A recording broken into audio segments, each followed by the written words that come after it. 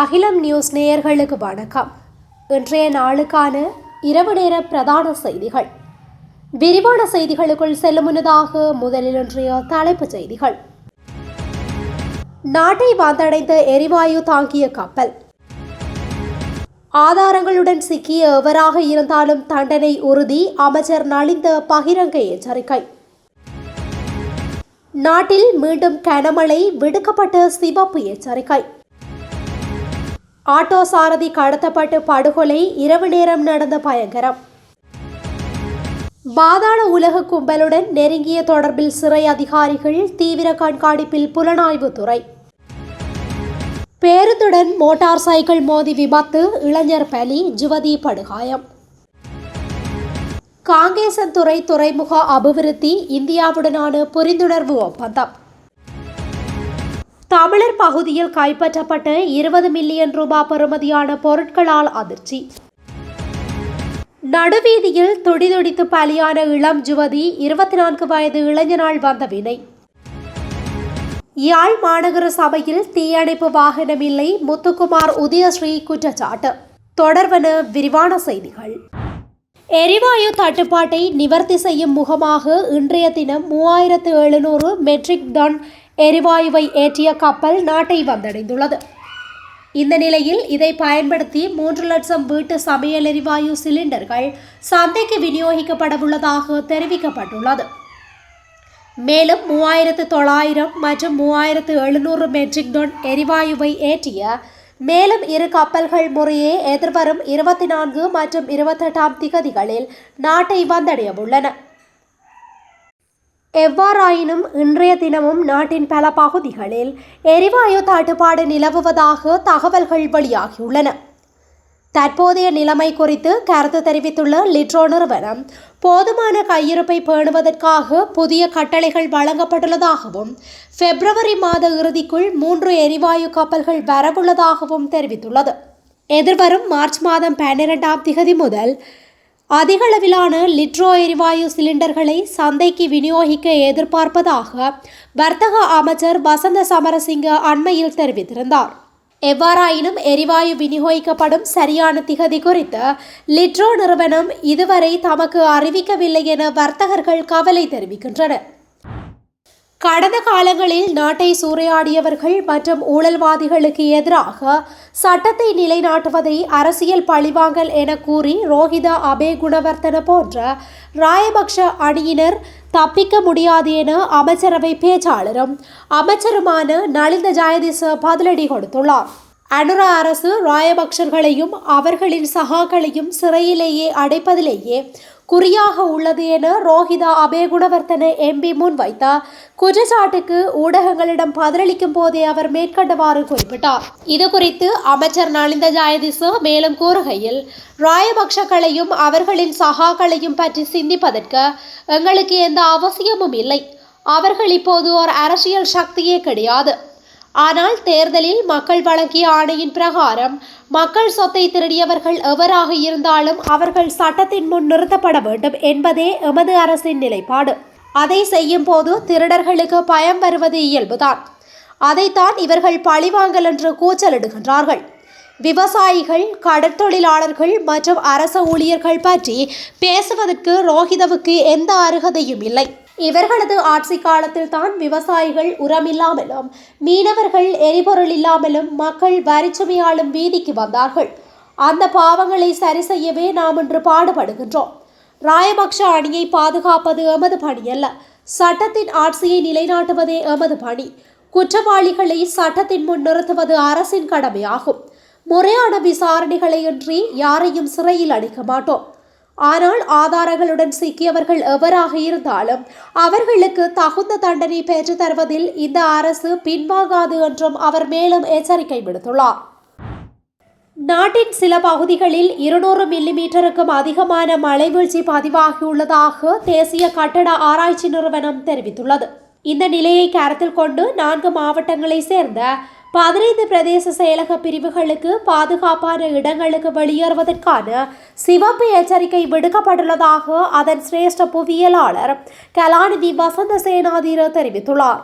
அதன்படி வெளியேறுவதற்கான சிவப்பு எச்சரிக்கை விடுக்கப்பட்டுள்ள பகுதிகளாக கண்டி மாவட்டத்தில் உடுதும்பர, ஹங்கைகளகோரள, தொழுவ, ஜட்டினுவர மற்றும் கேகாலை மாவட்டத்தின் கேகாலை, யட்டியாந்தோட்டை, மாவனல்ல, தெஹியோவிட்ட, அரநாயக்க, மாத்தளை மாவட்டத்தின் லக்கல, பல்லேகம, அம்பன்ஹங்ககோரள, உக்குவள, வில்கமுவ, ரத்தோட்டை மற்றும் ரத்தினபுரி மாவட்டத்தின் ரத்தினபுரியும் காணப்படுகின்றது.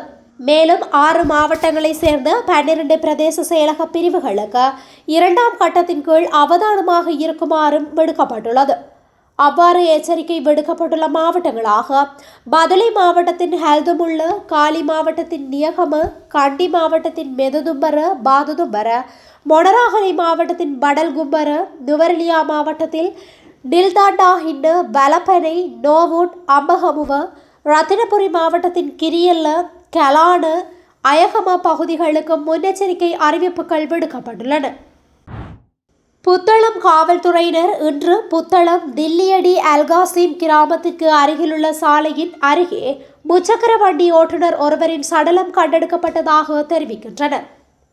புத்தளம் காவல்துறையின் குற்றப்புலனாய்வு பிரிவின்படி இறந்தவர் 72 வயதான அப்துல் லத்தீப் என அடையாளம் காணப்பட்டுள்ளார். அவர் புத்தளம் தில்லியடியில் வசிக்கும் 5 குழந்தைகளின் தந்தை ஆவார். நேற்று இரவு வீட்டிலிருந்த போது யாரோ ஒருவர் அவரை வாடகை பயணம் ஒன்றுக்கு அழைத்ததாக காவல்துறையினர் தெரிவித்தனர். காலையில் அவர் திரும்பி வராததால் அவரது குடும்பத்தினர் புத்தளம் காவல்துறையில் புகார் அளித்தனர். பின்னர் அவரது வீட்டிலிருந்து சுமார் 2 கிலோமீட்டர் தொலைவில் உள்ள கால்வாய் அருகே அவரது உடல் கண்டுபிடிக்கப்பட்டது. காணாமல் போயுள்ள முச்சக்கர வண்டியை கொலையாளிகள் கடத்தி சென்றிருக்கலாம் என நம்பப்பட்ட நிலையில் பின்னர் அந்த முச்சக்கர வண்டியும் மீட்கப்பட்டது. ஒரு வழிப்போக்கர் உடலை கண்டு உள்ளூர்வாசிகளுக்கு தகவல் அளித்தார். அதன் பிறகு காவல்துறையினர் விசாரணைகளை தொடங்கியுள்ளமை குறிப்பிடத்தக்கது.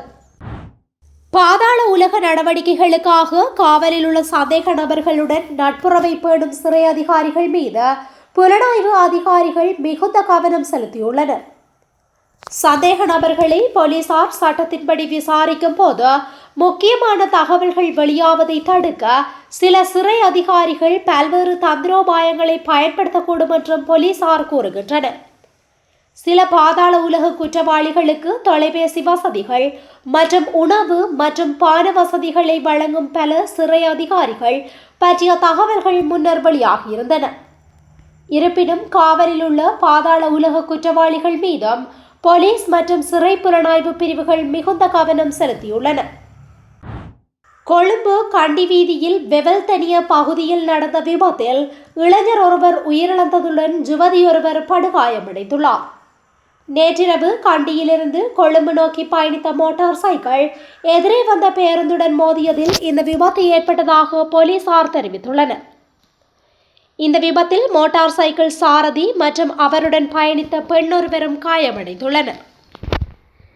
இதனை அடுத்து மோட்டார் சைக்கிள் சாரதி வரக்காபுலம் மருத்துவமனையில் அனுமதிக்கப்பட்ட பின்னர் அவரது நிலை மோசமாக இருந்ததால் மேலதிக சிகிச்சைக்காக கொழும்பு தேசிய மருத்துவமனைக்கு மாற்றப்பட்ட போது உயிரிழந்துள்ளார். இந்த விபத்தில் உயிரிழந்தவர் தம்புள்ளியை சேர்ந்த 21 வயதுடையவர் ஆவார். சம்பவம் தொடர்பாக பேருந்தின் சாரதி சந்தேகத்தின் பேரில் கைது செய்யப்பட்டு விசாரணைகள் நடைபெற்று வருகின்றன. யாழ்ப்பாணம் காங்கேசன்துறை துறைமுகத்தை அபிவிருத்தி செய்வதற்காக இலங்கை அரசாங்கத்திடமிருந்து வரைவு புரிந்துணர்வு ஒப்பந்தம் தற்போது நிறைவடைந்துள்ளதாக துறைமுகங்கள் மற்றும் சிவில் விமான போக்குவரத்து அமைச்சு அறிவித்துள்ளது. இந்த ஆவணம் சட்டப்பூர்வ அனுமதிக்காக சட்டமா அதிபர் திணைக்களத்துக்கு அனுப்பப்படும் என்று துறைமுகங்கள் மற்றும் சிவில் விமான போக்குவரத்து அமைச்சர் அனுர கருணாதிலக்க கூறினார். துறைமுகத்தின் அபிவிருத்திக்காக இந்திய அரசு $63.5 மில்லியன் நிதியுதவியை வழங்குவதற்கு ஒப்புக்கொண்டுள்ளது. இந்த திட்டம் இலங்கை துறைமுக அதிகார சபை மற்றும் இந்திய அரசாங்கத்தால் பரிந்துரைக்கப்பட்ட ஒரு நிறுவனம் ஆகியவற்றுக்கு இடையேயான கூட்டு முயற்சியாக நிர்வகிக்கப்படும் என்று எதிர்பார்க்கப்படுகின்றது. சட்டமா அதிபரின் அனுமதி கிடைத்தவுடன் ஒப்பந்தத்தில் அதிகாரப்பூர்வமாக கையெழுத்திட இந்திய அதிகாரிகளுடன் இறுதி விவாதங்கள் நடத்தப்படும் என தெரிவிக்கப்படுகின்றது. நிதி மானியம் மற்றும் அடுத்தடுத்த கட்டுமான கட்டங்கள் இரண்டையும் உள்ளடக்கிய புரிந்துணர்வு ஒப்பந்தம் இறுதி செய்யப்பட்டவுடன் திட்டம் தொடங்கும் என்று அமைச்சர் மேலும் தெரிவித்தமை குறிப்பிடத்தக்கது. பீடி இலைகள், வெளிநாட்டு சிகரெட்கள் மற்றும் சட்டவிரோத விவசாய ரசாயன பொருட்கள் அடங்கிய தொகையுடன் சிலாபம் தொடுவாவ பிரதேசத்தில் வைத்த 2 சந்தேக நபர்களை கரையோர பாதுகாப்பு திணைக்களத்தினர் கைது செய்துள்ளனர்.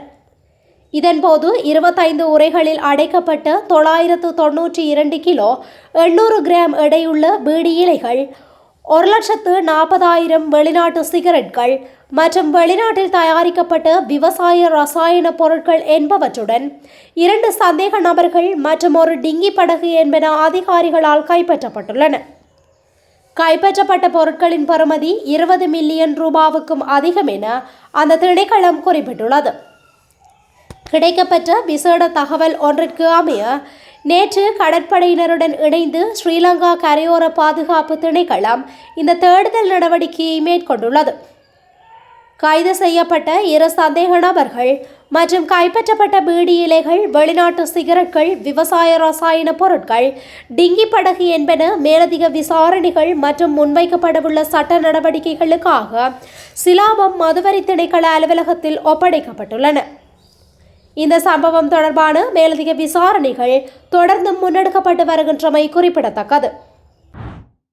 கம்பஹா மாவட்டம் தொம்பே பிரதேசத்தில் நேற்று மாலை இடம்பெற்ற கோர வீதி விபத்தில் இளம் யுவதியொருவர் பரிதாபகரமாக உயிரிழந்துள்ளார்.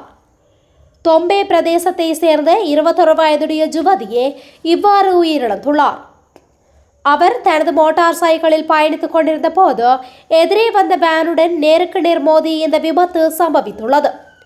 விபத்தின் போது ஏற்பட்ட பலத்த காயங்கள் காரணமாக அந்த யுவதி சம்பவ இடத்திலேயே உயிரிழந்துள்ளார். விபத்தில் மோட்டார் சைக்கிள் பலத்த சேதமடைந்துள்ளது. விபத்து தொடர்பில் விசாரணைகளை முன்னெடுத்த போலீசார் வாகனத்தின் சாரதியான 24 வயதுடைய இளைஞரை கைது செய்துள்ளனர். சாரதியின் கவனக்குறைவான வாகனம் செலுத்தியமையே விபத்துக்கு காரணம் என முதற்கட்ட விசாரணைகளில் தெரிய வந்துள்ளது. சடலம் பிரேத பரிசோதனைக்காக வைத்தியசாலையில் வைக்கப்பட்டுள்ளதுடன் மேலதிக விசாரணைகளை போலீசார் மேற்கொண்டு வருகின்றனர். யாழ் குடாநாட்டில் தீயனர்த்தம் ஒன்று ஏற்பட்டால் அது பாரிய அழிவுகளை ஏற்படுத்தும் என யாழ் மாநகர சபை உறுப்பினர் முத்துக்குமார் உதயஸ்ரீ எச்சரித்துள்ளார். யாழ் சாவகச்சேரியில் இடம்பெற்ற நிகழ்வொன்றில் ஊடகவியலாளர்களுக்கு கருத்து தெரிவிக்கும் போதே அவர் இவ்வாறு குறிப்பிட்டுள்ளார். அவர் மேலும் கருத்து தெரிவிக்கையில், தீயனர்த்தத்தை எதிர்கொள்ளக்கூடிய சக்தியுடன் மாநகர சபையின் தீயணைப்பு பிரிவு இல்லை. மேலும் யாழ் மாநகர சபையிடம் தற்போது தீயணைப்பு வாகனங்களும் இல்லை. மாறாக நீர் விநியோகிக்கும் வாகனம் ஒன்றுதான் தற்காலிகமாக தீயணைப்பு பணியில் ஈடுபடுத்தப்பட்டு வருகின்றது. கடந்த 1983ஆம் ஆண்டு யாழில் ஏற்பட்ட தீ விபத்தை போன்று அதன் பின்னர் ஏற்படவில்லை. ஆனால் அவ்வாறானதொரு அனர்த்தம் ஏற்பட்டால் அதனை கட்டுப்படுத்தும் சக்தி யாழ் மாநகர சபையிடம் இல்லை. ஆகவே யாழ் மாநகர சபையின் கீழ் இயங்கும் தீயணைப்பு பிரிவை தனியான பிரிவாக அமைத்து அதற்கான வசதிகளை பெற்றுக் கொடுக்க வேண்டும் என்றார். இத்துடன் இன்றைய நாளுக்கான இரவு நேர பிரதான செய்திகள் நிறைவடைகின்றன. தொடர்ந்து இதுபோன்ற செய்திகளை உடனுக்குடன் அறிந்து கொள்ள அகிலம் நியூஸுடன் இணைந்திருங்கள். நன்றி, வணக்கம். அகிலம், மாற்றத்திற்கான மக்கள் குரல். இந்த வீடியோ பிடிச்சிருந்தா லைக் பண்ணுங்க, கமெண்ட் பண்ணுங்க, ஷேர் பண்ணுங்க. மறக்காம கீழே இருக்க பெல் ஐகானை கிளிக் பண்ணுங்க.